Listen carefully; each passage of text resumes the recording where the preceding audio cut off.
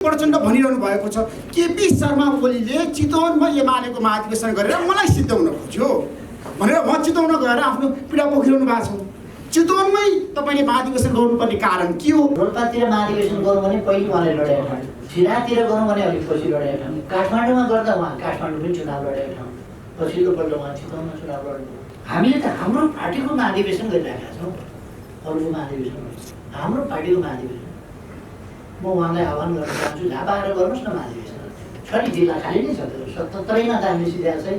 कोही चुनाव कहीँबाट लडेको छ भन्दैमा जिल्लै उसको हुने र त्यहाँ अरूले पाइलो टेक्नु नहुने। म त्यो बाटो लिएर गएँ भने उहाँले भन्न बेर छैन, मलाई सिद्ध्याउन यही बाटो हिँड्नुपर्छ। माधव नेपालसँग तपाईँको लामो सहकार्य रह्यो, उहाँले पार्टी फुटाएर जानुभयो। तपाईँले एकीकृत समाजवादी पार्टीलाई अहिले पनि अवैध भनिरहनु भएको छ। माधव नेपाललाई तपाईँले नबोलाउनुको कारण के हो? र माधव नेपालले नेतृत्व गरेको निष्कासित व्यक्तिहरूको गुटलाई नेकपा एमाले पार्टी भनेर मान्न सक्ने स्थिति रहेन। मैले उठ्ने अहिलेसम्म कुनै निर्णय गरेको छैन।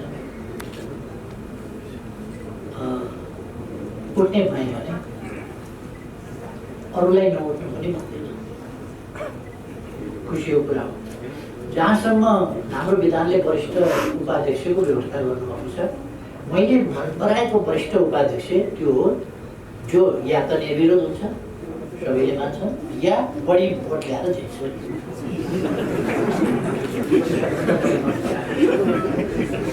महासचिव पनि त्यस्तो, या त निर्विरोध हुन्छ या सबभन्दा बढी भोट ल्याउँछ, जो मैले सबभन्दा बढी मन पराउँछु।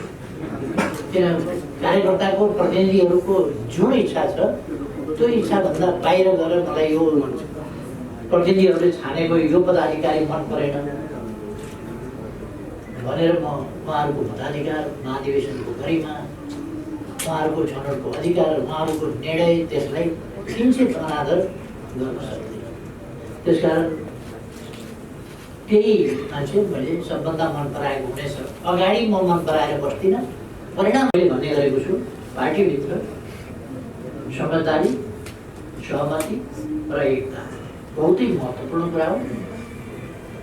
यसलाई हामीले प्राथमिकतामा राख्नुपर्छ। तर यसो गरिरहँदा लोकतान्त्रिक अभ्यासलाई अलिकति पनि नजरअन्दाज गर्नु। लोकतान्त्रिक अभ्यास र अधिकारलाई अलिकति पनि नजरअन्दाज नगरिकन यदि सहमति हुन्छ या प्रतिस्पर्धीहरूका बीचमा सहमति हुन्छ भने राम्रो कुरा। मैले अध्यक्षको हिसाबले पनि स्वागत गर्छु त्यस कुरालाई। सहमति हुँदैन भने म कसैलाई काम गरेर सहमति गर भनेर चाहिँ भन्दिनँ। किनभने उसलाई पनि जित्छु भन्ने लागिरहेको होला, मैले किन उसको अवसरमा भाग हाल्ने? अर्कोलाई पनि जित्छु भन्ने लागेको होला, मैले किन अवसरमा भाग हाल्ने? त्यस कारण म अवसरमा भाग हाल्दिनँ। म यदि अध्यक्षको उम्मेदवार भएँ भने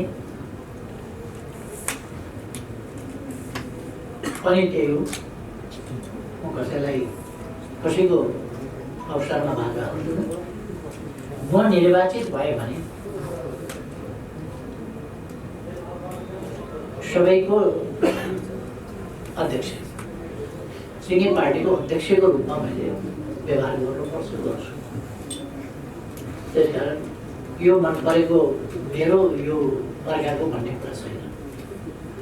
पार्टीका सबै नेताहरू, सबै कार्यकर्ता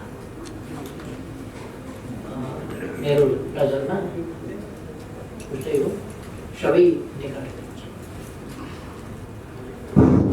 शर्मा ओलीज्यू, तपाईँलाई बधाई दिन चाहन्छु। किनभने तपाईँ 10औं महाधिवेशनमा एमालेको निर्विकल्प अध्यक्ष। अब प्रतिस्पर्धा त हिमराज आउनु भएको छ, उहाँले जित्छु भनेर प्रतिस्पर्धाबाट आएको नेता हो।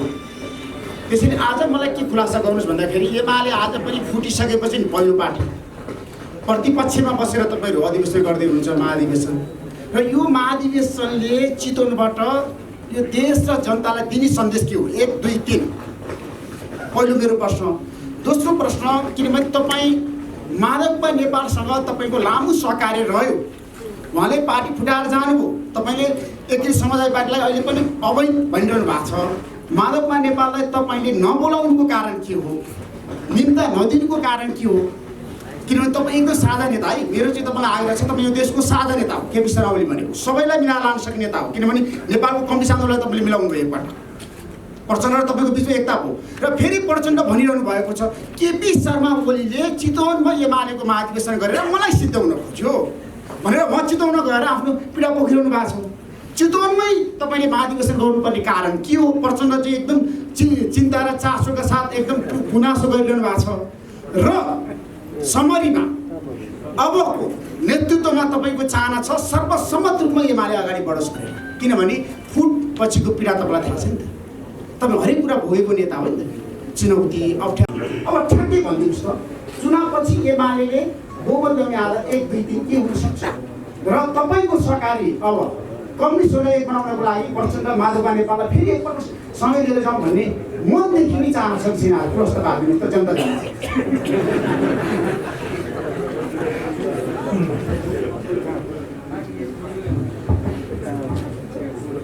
अरू साथीहरूको प्रश्न केही छ कि यसैको जवाब दिए?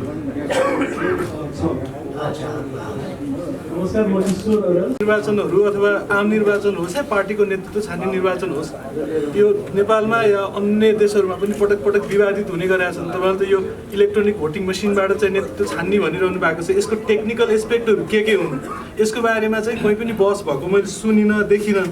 अनि अर्को यो चाहिँ बन्या चाहिँ कहाँ हो, यसको गुणस्तरीयता मापन कहाँ भएको हो, कसले चाहिँ तपाईँहरूलाई आइएसओ सर्टिफिकेट अथवा के दिया हो, यसको बारेमा थोरै म आफैलाई व्यक्तिगत र मेबी सबैलाई जान्न यो आवश्यक पर्ने भएको हुनाले यो क्वेसन सोधेँ। Thank you so much. अब जुन फेरि विश्वको नजर हजुरमाथि छ, जुन स्पिडमा हजुरले विकास गर्दै ल्याउनु भएको, नेपालको शिर विश्वमा उँचो पार्नु भएको, नेपालीको महत्त्व के हो, जुन काम गर्नुभएको विश्वमा, त्यसमाथि पनि ब्रेक भयो। त्यस कारणले पनि पुरा विश्वको नजर हजुरमाथि र परम्परा छ, त्यसलाई पनि हजुरको जुन अधिवेशनबाट कस्तो किसिमको फेरि नेपाली आउँदो जेनेरेसनलाई एउटा नयाँ मार्गदर्शन हुन्छ। नाम रामगोपाल यादव गुण छैन भने पनि तत्कालीन समयमा नेकपा खारेज भएपछि एमालेमै रहनुभएका पूर्व माओवादी नेताहरूको व्यवस्थापन, माधव नेपालले पार्टी छाडेर गइसके पछाडि एमालेमै बस्नुभएका नेताहरूको व्यवस्थापन र एमालेकै जो हुनुहुन्छ यहाँसँगै सधैँ हरेक यहाँले गर्नुभएका काममा साथ दिँदै आउनुभएका नेताहरूको व्यवस्थापनमा चाहिँ निकै सकस हुने देखेर यहाँले अब म सहमतिमा जाँदिनँ, निर्वाचन लड भन्ने अवस्थामा पुग्नु भएको हो। एउटा प्रश्न। अर्को चाहिँ लामो समय यहाँले आलोचना, तिक्तता, मुठभेड अथवा भनौँ वाद विवाद हुँदै सहकार्य गर्नुभएका माधव नेपाल लगायतका नेताहरू अहिले पार्टीमा हुनुहुन्न। महाधिवेशनको यो सम्मुखमा यहाँलाई खल्लो लागिरहेको छैन? धन्यवाद।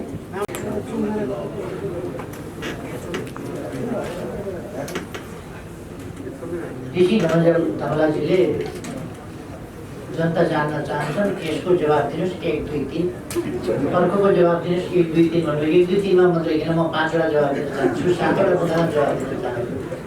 जनता जान्न चाहन्छन् यो 3 वटै चाहिँ किन?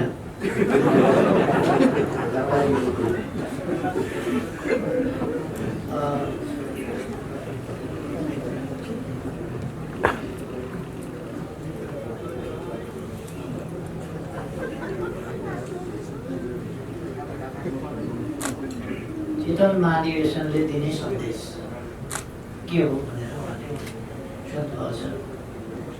एउटा नेकपा एमाले फुट्यो, कमजोर हो आदि इत्यादि कुरा छन्।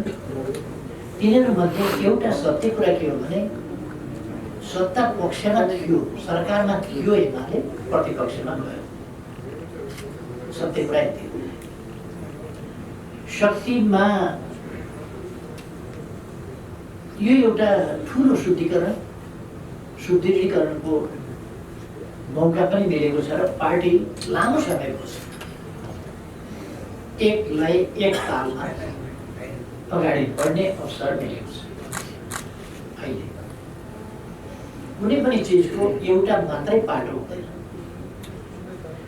केही मानिसहरू चोइटिएर जाँदा केही व्यक्तिहरू छोइदिनु एउटा कुरा हो, त्यसले शुद्धिकरण सुदृढीकरणका लागि एउटा अरूतिर कति भएको चाहिँ सञ्चार माध्यममा पनि अलिक आयो। नेकपा एमाले भित्र एउटा शब्द थियो, ल्याङ कति ल्याङ भन्ने एउटा ल्याङ भन्ने शब्द एउटा प्रचलित भएको थियो। ल्याङ अन्त्य हो र नेकपा एमालेको न मतदाता घटेको छ न केही। हामीले निर्वाचित गराएका केही मानिसहरू बिग्रिए, केही मानिसहरू भ्रममा परे, पार्टी छोडे, केही मानिसहरू त्यति हो। तर त्योभन्दा बढी पार्टी प्रवेश गर्ने, तपाईँहरू सुन्नुहुन्छ होला कति मान्छेले पार्टी छोडेका थिए, दिनमा कति प्रवेश गरिरहेका छ। एक ठाउँमा प्रवेश गर्दा 900, 1000, 1200, 1500, 2000, 3000 का सङ्ख्याले प्रवेश गरिराखेका छन् र 4500 सम्मले एक दिनमा प्रवेश गरिराखेका छन्। अस्ति नेपालगञ्जमा त्यहाँहरूले देख्नुभयो, मङ्सिर 1 गते नेपालगञ्जमा आयोजित प्रवेश कार्यक्रममा 4500 मानिसहरू प्रवेश गरे, चर्चित नेताहरू सहित। त्यसभन्दा अगाडि 29 गते धनकुटामा 900 मान्छे त्यस दिन प्रवेश गराइयो। अरू साथीहरू प्रवेश गर्न भ्याइएन, अरू पछि गराउने भनियो। त्यसभन्दा अगाडि झापामा 3000 मान्छे एक दिन प्रवेश गराइयो, भ्याइएन। 1500 को लिस्ट बाँकी रह्यो, अर्को दिन फेरि गरौँला भनियो। तसर्थ नेकपा एमाले एकजुट छ, सुदृढ छ, व्यापक छ, विस्तृत छ भन्ने सन्देश। जनता नेकपा एमालेको साथमा छ भन्ने सन्देश। नेकपा एमालेका विचारहरू मलाई अत्यन्त खुसी लाग्यो। नेकपा एमाले विधान महाधिवेशनबाट आफ्ना राष्ट्र निर्माण सम्बन्धी, आफ्ना विदेश नीति सम्बन्धी, आन्तरिक नीति सम्बन्धी, राष्ट्र निर्माणका नीति, विकासका विभिन्न क्षेत्रका नीतिहरू प्रस्तुत गरे। संगठन सञ्चालन सम्बन्धी लोकतान्त्रिक विधि के हुन सक्छ त्यो प्रस्तुत गर्यो। त्यसमाथि कुनै नकारात्मक टिप्पणी आउन सकेन। प्रतिपक्षी राजनीतिक शक्तिहरूबाट पनि, पार्टीहरूबाट पनि आएन। बौद्धिक जगतबाट पनि कुनै नकारात्मक या आलोचनात्मक वा असहमतिका स्वरहरू वा टिप्पणीहरू आएन। एउटा खुसीको कुरा। नेपालमा हामीले संविधान जारी गर्दा डिबेट भयो, तर नेकपा एमाले जसरी सर्वसम्मत रूपमा आफ्ना नीतिहरू पारित गरेर प्रस्तुत गर्यो, त्यसै गरी ठिङ्गो देशको असहमतिको आवाज सुनिएन। यो नीतिमा यस्तो असहमति भन्ने आवाज सुनिएन र एउटा राष्ट्रिय सहमतिको, नीतिगत सहमतिको वातावरण, राष्ट्र निर्माणको सम्बन्धमा नीतिगत सहमतिको वातावरण देखियो।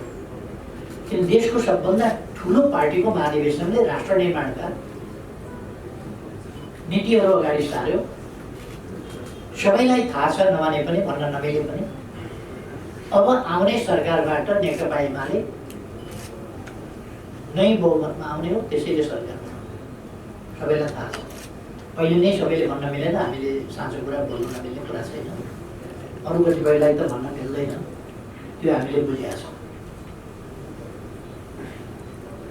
त्यसो भएर अब ती नीतिहरू एक ढङ्गले भन्यो भने राष्ट्रिय रूपमा नै डिस्प्युट बिना एडप्टेड 2 महिनासम्म कुनै पनि विद्वान, बुद्धिजीवी, आलोचक, समीक्षक कसैको पनि त्यो त राष्ट्र निर्माण सम्बन्धी नीतिहरू पनि यसमा त बहस आउन सक्थ्यो, प्रतिक्रिया आउन सक्थ्यो, टिप्पणीहरू आउन सक्थ्यो, आलोचना आउन सक्थ्यो। त्यस्तो केही पनि भएन। त्यसकारण त्यसलाई मैले एउटा सकारात्मक रूपमा लिएको छु र अब त्यसलाई कार्यान्वयन गर्ने टिम पनि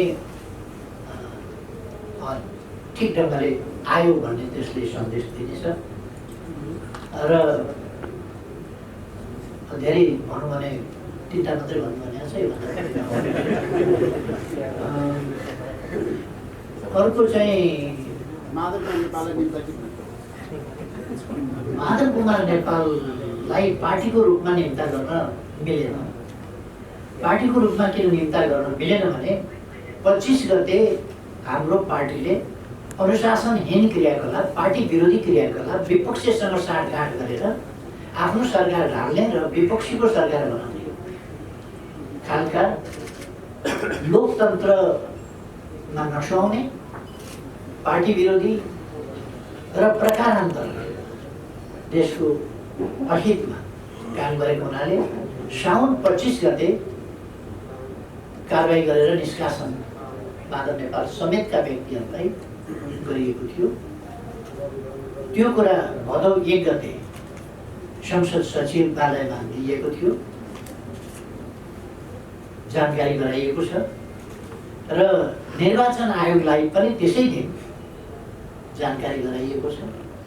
तर पर्खिकन निष्कासन गरेका व्यक्तिहरूलाई लिएर चलिरहेको संसद विघटन बन्द गरेर मध्यरातमा संसद बन्द गर्ने, भोलिपल्ट बिहान अध्यादेश प्रस्तुत गर्ने र एमाले फुटाउनका लागि अध्यादेश 20% स्थापित प्रतिष्ठित सञ्चार माध्यमहरू र सुविख्यात बुद्धिजीवीहरू 40% मा उहाँ राख्दाखेरि हिजो अघिल्लो सरकारको चर्को विरोध गरिएको थियो। त्यो चर्को विरोध 20% राखेर उहाँ राख्दाखेरि गरिएन। पहिले अदालतले खारेज गरेको थियो अध्यादेश। संसद नचलेका बेला संसद चलिरहेको संसदलाई 12 बजे राति अन्त्य गरेर अनि बिहान जारी गर्ने कुरा असंसदीय र छलपूर्ण थियो। यी सबै कुराले नेकपा एमालेका विरुद्ध असंवैधानिक, गैर कानुनी, षड्यन्त्रपूर्ण अलोकतान्त्रिक क्रियाकलाप भएको थियो र पार्टी फुटाउने चेष्टा भएको थियो। त्यसकारण माधव नेपाललाई र माधव नेपालले नेतृत्व गरेको निष्कासित व्यक्तिहरूको गुटलाई नेकपा एमाले पार्टी भनेर मान्न सक्ने स्थिति रहेन। पार्टी नै होइन भने पार्टी भनेर निन्दा गर्ने कुरा भएन। हामीले सामान्यतः पार्टी बाहेक व्यक्तिहरूलाई, सञ्चार माध्यमलाई निमन्त्रणा गरेका छौँ, यहाँहरू सबैलाई निमन्त्रणा छ। अरू व्यक्ति छानेर हामीले त्यसरी निमन्त्रणा गरिरहेका छैनौँ। कलाकारहरूलाई निमन्त्रणा गरेका छौँ, सञ्चार माध्यमहरूलाई निमन्त्रणा गरेका छौँ। यहाँहरूलाई स्वागत छ, अवश्य पाल्नु। अरू व्यक्तिहरूलाई हामीले व्यक्तिगत तवरमा निम्ता गर्ने गरेका छैन। महाधिवेशन कहाँ गर्ने भन्ने समस्या हुने हो। पछिल्लो पल्ट प्रचण्डजी चितवन चुनाव लड्न जानु, पहिले रोल्पा जान्छु, रोल्पातिर महाधिवेशन गरौँ भने पहिले उहाँले लडाइँ ठाने, सिरातिर गरौँ भने अलिक पछि लडाइँ ठाने, काठमाडौँमा गर्दा उहाँ काठमाडौँ पनि चुनाव लडेका ठाउँ, पछिल्लो पल्ट उहाँ चितवनमा चुनाव लड्नु। हामीले त हाम्रो पार्टीको महाधिवेशन गरिरहेका छौँ, अरूको महाधिवेशन, हाम्रो पार्टीको महाधिवेशन। म उहाँलाई आह्वान गर्न चाहन्छु, झापा आएर गर्नुहोस् न महाधिवेशन। छ नि जिल्ला खाली नै छ, 77मा दाम मिसिदिएको छैन। कोही चुनाव कहीँबाट लडेको छ भन्दैमा जिल्लै उसको हुने र त्यहाँ अरूले पाइलो टेक्न नहुने। म त्यो बाटो हिँडेर गएँ भने उहाँले भन्न बेर छैन, मलाई सिद्ध्याउन यही बाटो हिँड्नुपर्छ। अलिकति ज्यादती हुँदैन। हामी हाम्रो महाधिवेशन गर्दैछौँ। उहाँको भनाइ तपाईँहरूले एमाले भनेको, खोइ एमाले नै भन्नुभयो, सही छैन मलाई थाहा छैन, तर हामीलाई होइन कि जस्तो पनि मलाई लाग्यो। किनभने नेकपा माले सिपी मैनालीजीको नेतृत्वको पार्टीले चितवनमै महाधिवेशन गरेर हिँडेकै भोलिपल्ट उहाँले केही मान्छेहरू मलाई सिद्ध्याउन यहीँ आएर महाधिवेशन गर्नुपर्छ भनेर इसाएको देख्दाखेरि सिपीजीलाई भने हो कि हामी किन बेकारहरूलाई भनेको ठाउँमा हामी किन हामीलाई तोकेर भनेको छैन होला कि जस्तो लाग्छ है मलाई सिपिजीलाई भने हो कि हामीलाई नै भन्न खोज्नु भएको हो भने त उहाँसँग हाम्रो कुनै लिनु दिनुको कुरै होइन। उहाँ आफ्नो पार्टी चलाउनुहुन्छ, उहाँको निर्वाचन क्षेत्रमा गएर मैले गरेँ भन्ने लाग्छ भने मेरो निर्वाचन क्षेत्रमा आएर गर्नुहोस् न, उहाँ पनि दमन गरेको हुन्छ। अब अर्को तेस्रो प्रश्न उहाँको छ, 3 नम्बर प्रश्न उहाँको छ, कम्युनिस्टहरूलाई एकता बनाउन चाहनुहुन्छ भने कम्युनिस्टहरू एकताबद्ध छन्, बाँकी रहेकालाई एकताबद्ध बनाउँछौँ। जो कम्युनिस्टका नाममा कम्युनिस्टको बर्को उडेका, रामनामी उडेका, राधे राधे उडेका, तर यसो माला पनि जप्तै गरेको, तर आँखा लगाइराखेका त्यस्तालाई चाहिँ एकता गर्ने। तपाईँको 3टा प्रश्न सिक्यो।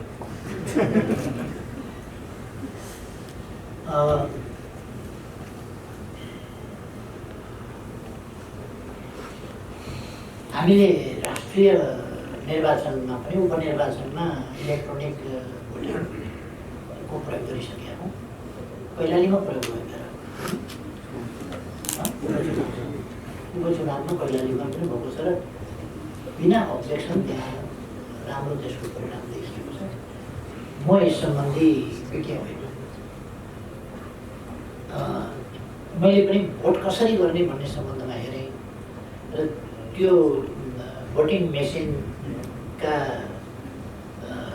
चालक सञ्चालकहरूले त्यसको ब्रिफिङ गर्नु र भोट कसरी खसाउने भन्ने कुरामा पार्टीको तर्फबाट त्यसको विचार गर्ने, त्यसको प्रयोग गरी हेर्ने, त्यसलाई छोएर भोट हाली हेर्ने, भोट बदर गरी हेर्ने, एउटा गलत ठाउँमा परेछ भने बदर गरी हेर्ने, फेरि सच्याएर अर्को ठाउँमा हेरिहेर्ने आदि कुराहरूको अभ्यास भीम रावलजीले गर्नुभयो र उहाँले गरेपछि मैले हेरेँ र मलाई भोट खसाउन पनि जाने जस्तो लाग्यो। उहाँले राम्रै अभ्यास गर्नुभयो र उहाँ सन्तुष्ट भएको देखेपछि म पनि सन्तुष्ट। हाम्रो तर्फबाट उहाँले राम्ररी त्यसको निरीक्षण गर्नुभयो र अब मैले छोएको चाहिँ छैन। उहाँले चाहिँ वर्ष हाल्नु त्यसमा गएर प्रयोगत्मक कामहरू उहाँले गर्नुभयो। गौरवपूर्ण इतिहास, गौरवपूर्ण संस्कृति, सांस्कृतिक विविधता, सांस्कृतिक सम्पदाको उत्कृष्टता आदिको बारेमा नेकपा एमाले सचेत छ, हामी पनि सचेत छौँ र तत्सम्बन्धमा हाम्रा नीतिहरू नेपालको संस्कृतिको सम्बन्धमा हामीले बोलेका छौँ र त्यसलाई हामीहरू अगाडि बढाउँछौँ।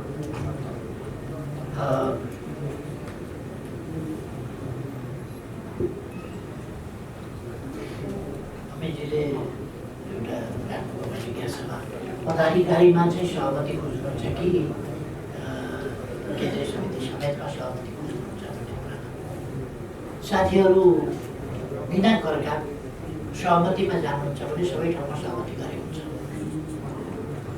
तर लोकतान्त्रिक अभ्यासलाई मेरो कारणले कुनै प्रकारको दबाब गर्ने कुरा मैले आग्रह मात्रै गर्दा पनि दबाब गर्न सक्छु। त्यस कारण म आग्रह पनि नगरी बस्छु। म दबाब जन्ने, दबाब पुग्ने खालका मनोवैज्ञानिक पनि कुनै कुरा मेरो इच्छा यदि कसैले सोच्छ भने मिलेर जानु सक्दैन। त्यस कारण सहमतिका साथ साथीहरू जानु ठिक छ। अध्यक्षबाट लड्नुहुन्छ, लड्नुहुन्न, सहमति हुन्छ, सम्बन्धन वर्ष कर लगाएर उठ्दिनुहोस् न भन्नु पर्छ। म पनि उठ्छु त छाड पछाड भनेर कर लगाएर उठ्दिनुहोस् भन्नु पर्छ। वरिष्ठ उपाध्यक्षदेखि उपाध्यक्षहरू, महासचिव, सचिवहरू सबै ठाउँमा चाहिँ तपाईँ बस्दिनुहोस् भन्नु परोस् न। उहाँको कामको ल्याक लिएर त्यो विधि एकदम राम्रो हो। त्यसमा सहमति हुनु राम्रो भएन भने चुनाव हुनु राम्रो। कहीँ पनि पदाधिकारीमा पनि त्यही कुरा हो, केन्द्रीय कमिटीमा पनि त्यही कुरा। त्यस कारण मैले त्यो घुमाइ फिराइ कुनै पनि हिसाबले सहमतिका लागि दबाब हुने देख्दैन। लोकतन्त्र भनेर सहमति बन्न नदिने खालको उक्साउने खालको कुरा पनि गर्दैन। त्यस कारण मेरो यसमा सन्तुलित नीति रहेको छ। साथीहरूले आफ्नो अधिकारको उपभोग सही स्तरमा गर्नु।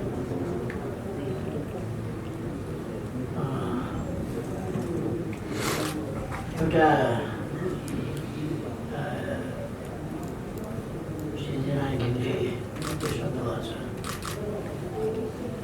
धेरै पक्षको व्यवस्थापन गर्नुपर्ने भएको हुनाले माओवादी पक्ष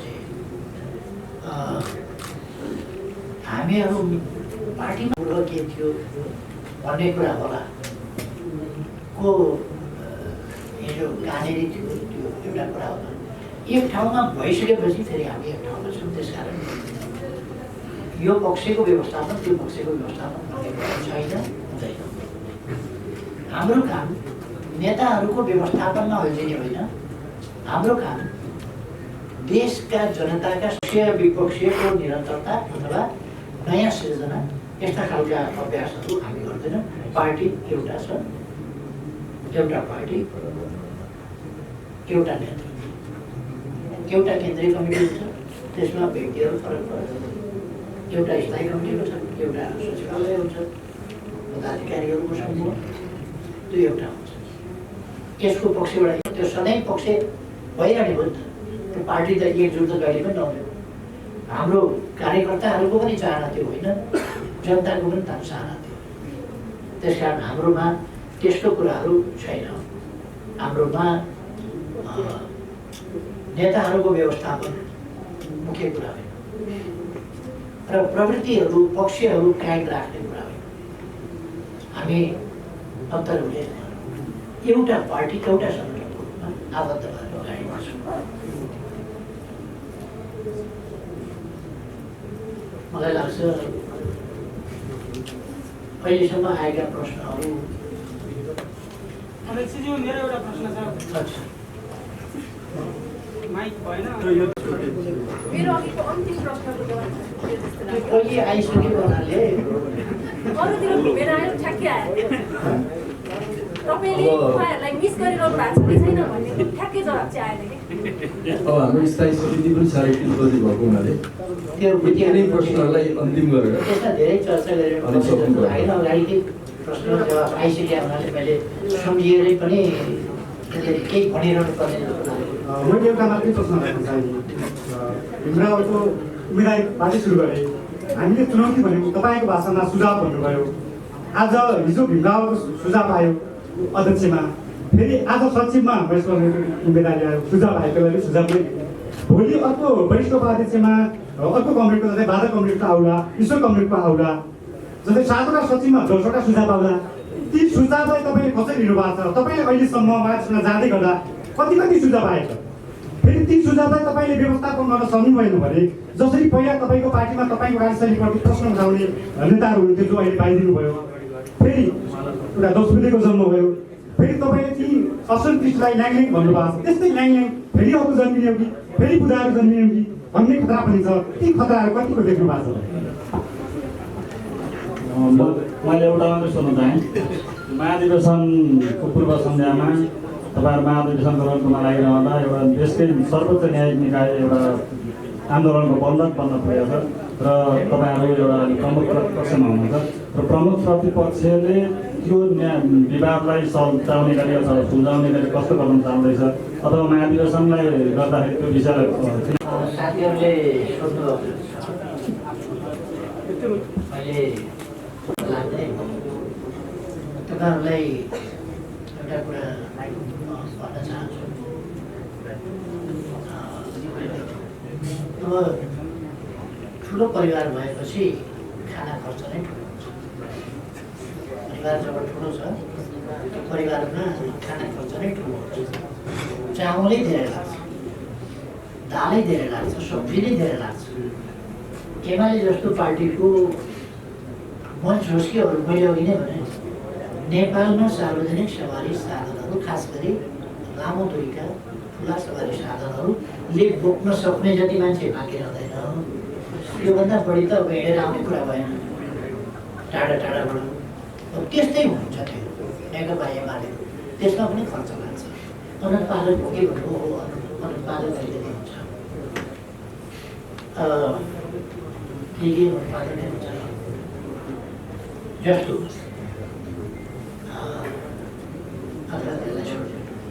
अनुत्पादकै हुन्छन् कतिपय कुरा। मञ्च व्यवस्थापन, मञ्च त बनाउनै पर्छ। मञ्च विशालै हुन्छ। केन्द्रीय कमिटीका सदस्यहरू 85 नै हुने होला। अर्केस्ट्रा एक साइडपट्टि 72 जना त अर्केस्ट्रा राष्ट्रिय धुन बजाउने आर्टिस्टहरू नै हुन्छ।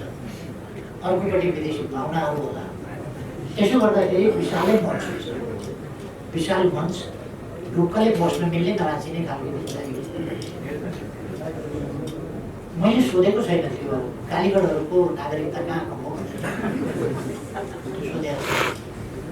त्यस सम्बन्धी बनाउने साथीहरूलाई थाहा होला त्यो नागरिकता हेरेका छन् कि छैन। त्यहाँ कालीगढलाई लगाइएको छ, जो कालीगढको उपलब्धमा त्यसलाई लगाइएको छ। खर्च त लाग्छ, कति खर्च लाग्यो त्यो मलाई यकिन भएन। खर्च त अवश्य लाग्छ नै। तर नेकपा एमाले 8,55,000 भन्दा बढी सदस्य भएको पार्टी, सङ्गठित सदस्य मात्रै 8,50,000 भन्दा बढी। महाधिवेशनमा हुनसक्छ 7-8 करोड खर्च हुन पनि सक्छ। तर त्यो 100 रुपियाँ कुरा 8 करोड खर्च भयो भने 8.5 करोड खर्च भयो भने 100 रुपियाँ कुरा। त्यस कारण यो धेरै आश्चर्यजनक कुरा होइन।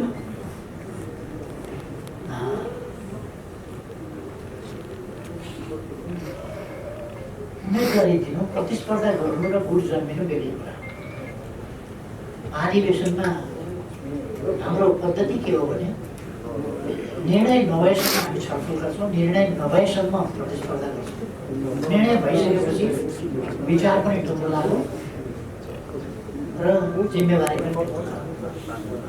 निर्णय हुनभन्दा अगाडि कसैले दाबी गर्न सक्छ, प्रतिस्पर्धा गर्न सक्छ, निर्वाचन लड्न सक्छ। निर्वाचित अथवा केन्द्रीय सदस्यमा कतै पनि दिँदाखेरि एउटा म साथीहरूलाई भनौँ, नेकपा एमालेसँग एउटा स्थायी निर्वाचन आयोग छ, केन्द्रीय निर्वाचन आयोग। त्यस निर्वाचन आयोगले पार्टीका देशभरिका निर्वाचनहरू सञ्चालन गर्छ हरेक तहमा। उसले निर्वाचन अधिकृत, मतदान अधिकृत आदि गर्छ। अब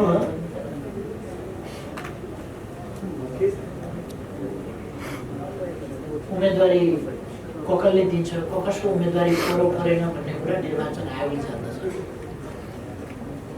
उम्मेदवारी परेपछि पनि फेरि आपसी सल्लाहबाट सर्वसम्मति गरेर उम्मेदवारी फिर्ता लिएर एउटा मात्रै बाँकी रह्यो भने सर्वसम्मत भनेर केही हुन सक्छ, भएन भने चुनाव हुन्छ। निर्वाचन आयोगको सरकारको विषय हो, मेरो विषय हो। पार्टीको केन्द्रीय कमिटी जस्तै निर्वाचन सम्बन्धी केन्द्रीय निकाय छुट्टै छ। विधान महाधिवेशनबाट त्यसै कामका लागि निर्वाचित भएको छ।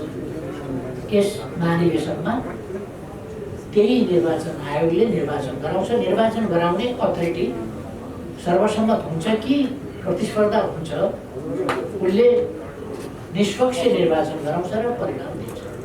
सहमतिको परिणाम हुन्छ कि प्रतिस्पर्धाको परिणाम हुन्छ, तर निर्वाचन आयोगले दिन्छ, जसलाई हामी सबैले सुन्छौँ। त्यसकारण मेरो अलिक बढ्दै रुचि छ कि त्यसमा जस्तो साथीहरूले प्रठान्नु भएको हुन्छ, जो परिणाम आउँछ त्यो सबैले मान्छ। सर्वसम्मति होस् अथवा प्रतिस्पर्धाबाट आएको परिणाम होस्, त्यसले भोट गर्ने होइन भनेर अहिले मैले भने। यो लोकतन्त्र र सहकारी, लोकतन्त्र र लोकतन्त्रको समुचित प्रयोग। लोकतन्त्र भनेको प्रतिस्पर्धा हुन्छ, प्रतिस्पर्धा टुङ्गिएपछि जब हामी निर्वाचनमा जान्छौँ भने निर्वाचनमा एउटाले जितेपछि सिद्धियो त्यो। त्यसो भइसकेपछि पक्षीय प्रतिपक्षीय आदि भइरहनु हुँदैन। पार्टीभित्र देशमा विभिन्न विचारका पक्ष प्रतिपक्ष हुन्छ। विचारमा एउटा विचारको पार्टी हुन्छ, एउटा विचारमा उनिएपछि पार्टी हुन्छ।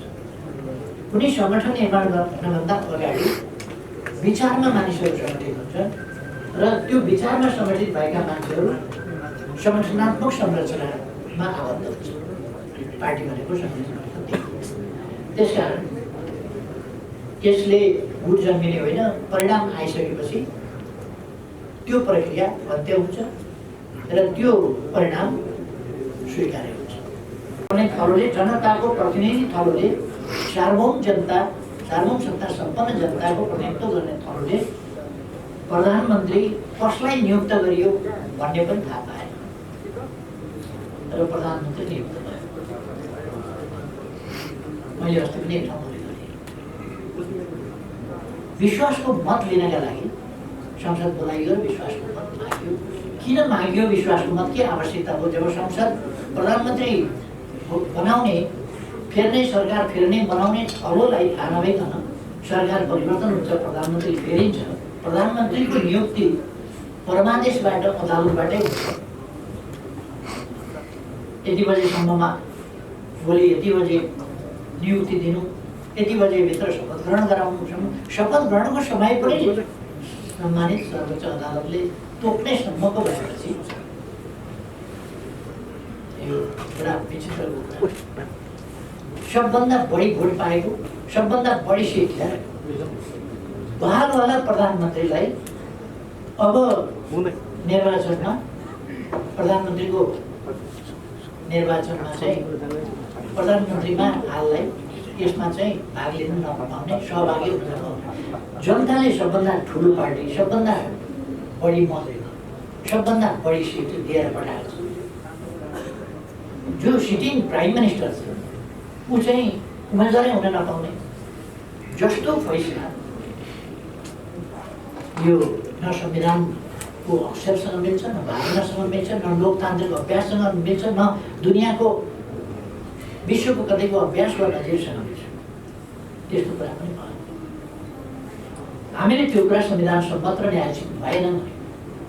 तर अदालतको मर्यादाका लागि, अदालतको सम्मानका लागि हामीले त्यसलाई मान्यौँ, कार्यान्वयन गर्यौँ। किन यस्तो भएछ? वरिष्ठ अधिवक्ताजीहरू भन्न थाल्नु, भारले भन्न थाल्यो, सर्वोच्च अदालतका श्रीमान न्यायाधीशजीहरू भन्न थाल्यो। सर्वोच्च अदालतको प्राङ्गणमा वरिष्ठ अधिवक्ताजीहरूका भाषण,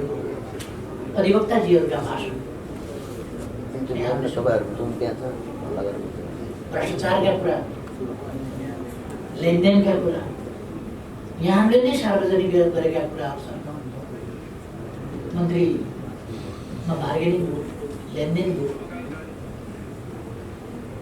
विभिन्न कुराहरूसँग सट्टेबाजी खेलियो, सट्टापट्टा गरिए, यो तिमीलाई देऊँला, यो न्याय विभिन्न ढङ्गले न्याय किन्ने खालका कुराहरू भए भन्ने कुराहरू सम्मानित सर्वोच्च अदालतबाट, सर्वोच्च अदालतका श्रीमान न्यायाधीशज्यूहरूबाट बाहिर आएपछि हामी आश्चर्यचकित भयौँ। हामीले भोग्नु परेको अन्याय त यस्ता भित्री कारणहरूको कारणले पो रहेछ। हामी पनि आश्चर्यचकित भयौँ। हामीले त्यस्तो अपेक्षा गरेका थिएनौँ र हामीले त्यस्तो आरोप पनि लगाएका थिएनौँ। सर्वखुट्टा सर्वले देख्छ भने चाहिँ श्रीमानजीहरूले आफूलाई त्यसो भएर अहिले सर्वोच्च अदालतको प्राङ्गणमा जे भइरहेको छ, सर्वोच्च अदालतभित्र जे भइरहेको छ, यो बहुत दुःख छ। र यो टाउको दुखेको औषधि नाइटालाई जस्तो गरेर यसको उपचार हुनेवाला छैन। अमुक व्यक्ति फलानु हटिदिएपछि यो सिलसिला उहाँले त म त सबैले राजीनामा गर्नुपर्ने खालको स्थिति छ। उहाँहरूप्रति यत्रो प्रश्न उठिसकेपछि, यत्रो सिटिङमा सहमत भएर फैसलाहरू गरेको देखिसकेपछि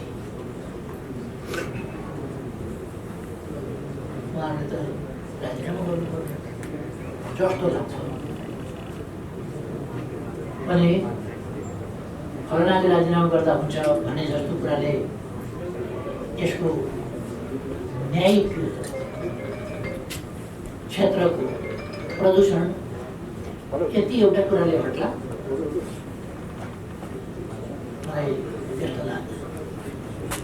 लागेको क्यान्सर छ, कुखुराको अन्डा मर्साउने, कुखुराको अन्डा मर्साएर क्यान्सर निको हुन्छ। त्यसो भएर यसको राम्रै उपचार, अपरेसन, केमो के गर्नुपर्छ त्यो अलिक ओभरअलै गर्नुपर्छ कि जस्तो लाग्छ। हामी चाहन्छौँ जे न्यायिक क्षेत्रमा देखिएको छ, बारको भूमिका जे देखिएको छ त्यो र अधिवक्ताज्यूहरू, विद्वान अधिवक्ताज्यूहरूको अभ्यास जस्तो खालको देखिएको छ त्यो सिक्न लागेको छैन।